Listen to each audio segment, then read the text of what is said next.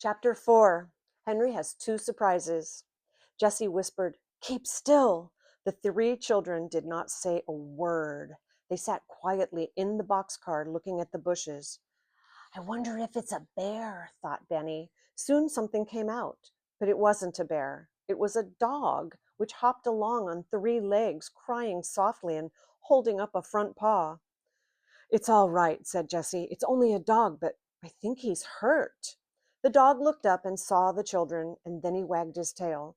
"Poor dog," said Jessie. "Are you lost? Come over here and let me look at your paw." The dog hopped over to the boxcar, and the children got out. Jessie looked at the paw and said, "Oh, dear, you poor dog. There's a big thorn in your foot." The dog stopped crying and looked at Jessie. "Good dog," said Jessie. "I can help you, but maybe it will hurt." The dog looked up at Jessie and wagged his tail again. "Violet," ordered Jessie, "please wet my handkerchief in the brook." Jessie sat down on the stump and took the dog in her lap. She patted him and gave him a little piece of bread. Then she began to pull out the thorn. It was a long thorn, but the dog did not make any noise. Jessie pulled and pulled, and at last the thorn came out. Violet had a wet handkerchief ready.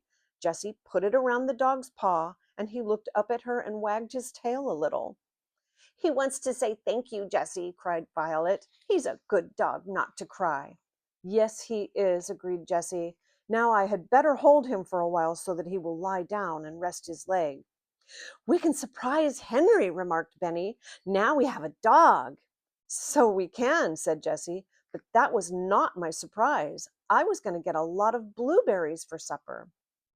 "Can't we look for blueberries while you hold the dog?" asked Violet.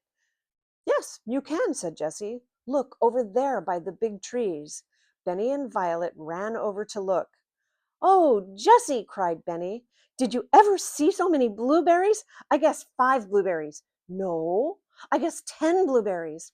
Jessie laughed. "I guess there are more than 5 or 10, Benny," she said. "Get a clean towel and pick them into it." For a while, Jessie watched Benny and Violet picking blueberries. "Most of Benny's blueberries are going into his mouth," she thought with a laugh. "But maybe that's just as well. He won't get so hungry waiting for Henry to come back with the milk."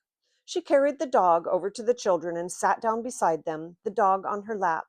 With her help, the towel was soon full of blueberries. "I wish we had some dishes," Jessie said. "Then we could have blueberries and milk." "Never mind," said Violet. "When Henry comes, we can eat some blueberries and then take a drink of milk." When Henry came, he had some heavy bundles. He had 4 bottles of milk in a bag, a loaf of brown bread, and also some fine yellow cheese. He looked at the dog. "Where did you get that fine dog?" he cried. "He came to us," said Benny. "He is a surprise for you." Henry went over to the dog, who wagged his tail. Henry patted him and said, "He ought to be a good watchdog. Why is the handkerchief on his foot?" "He had a big thorn in his foot," answered Violet, "and Jessie took it out and put it on the handkerchief. It hurt him, but he did not cry or growl." "His name is Watch," remarked Benny. "Oh, is it?" asked Jessie, laughing. "Watch is a good name for a watchdog." "Did you bring some milk?" asked Benny, looking hungrily at the bottles. "I should say I did," replied Henry. 4 bottles." "Poor old Benny," said Jessie. "We'll have dinner now. Or is it supper?" "It must be supper," said Henry, "for soon we'll have to go to bed."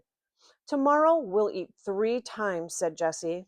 Now, Jessie liked to have things in order, and so she put the laundry bag on some pine needles for a tablecloth.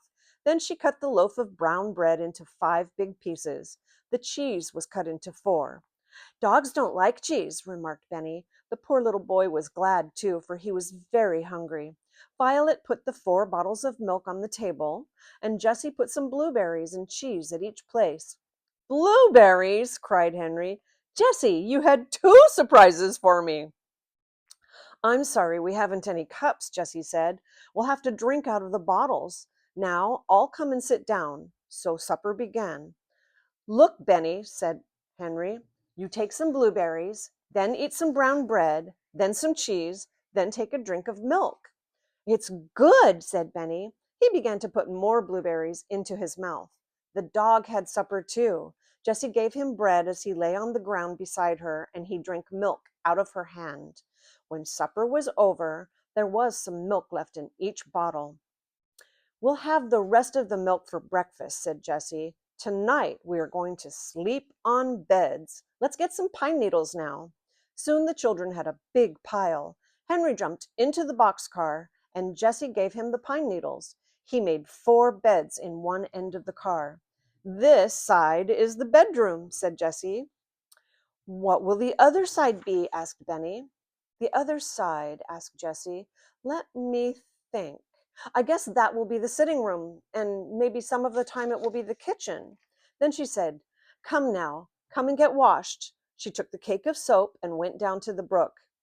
"That will be fun, Benny," said Violet. "We'll splash our paws in the brook, just as little brown bear does." She knew that Benny did not like to be washed.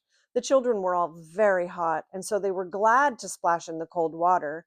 Benny put cold water and soap on his face and the others and dried his hands on a towel. "We'll have to have a line to dry the towels on," said Jessie. So she took the string out of the laundry bag and tied one end of it to the tree. The other end of the string she tied to the boxcar. This made a good clothesline. When she had washed one towel and Violet had washed the other one, they hung both towels on the clothesline. "It looks like home," said Henry. "See the washing?" he laughed. Jessie was thinking. "We ought to get some water to drink before we go to bed," she said. "But what shall we put it in?" "Let's put all the milk into 2 bottles," said Henry. "Then we can fill the other 2 with water." "Good," said Jessie. "You go alone to the fountain, Henry. You can hide if anyone comes along." Henry went out very quietly and soon came back with 2 bottles full of cold water. Benny drank a little, but he was almost asleep. The other children helped him into the boxcar. Then they all climbed in, Jessie carrying the dog. He lay down at once beside her. "It is so hot that we'll have to leave the door open," said Henry. Soon they were fast asleep, dog and all. The moon came up, but they did not see it. This was the first time in 4 days that they could go to sleep at night as children should.